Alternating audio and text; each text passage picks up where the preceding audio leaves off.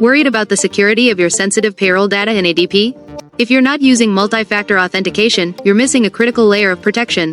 Today, we're enabling MFA in ADP. Welcome back to Guide with Samuel.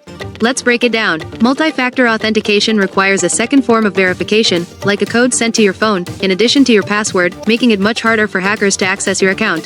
Step 1. Access your security settings. Log into ADP and go to your user profile or account settings. Look for Security Settings, Multi-Factor Authentication, or Two-Step Verification. Step 2. Choose your verification method. You can typically choose to receive a code via text message, a phone call, or use an authenticator app like Google Authenticator. Follow the prompts to link your chosen method to your account. And that leads to my crucial pro tip: use an authenticator app for the highest security.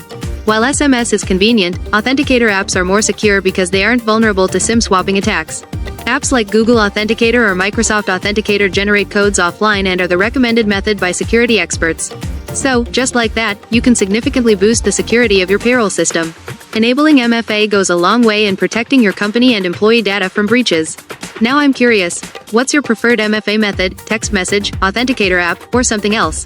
Let me know your thoughts down in the comments, and subscribe for more clear-cut guides like this one. Thanks for watching. I'm Samuel, and I'll see you in the next video.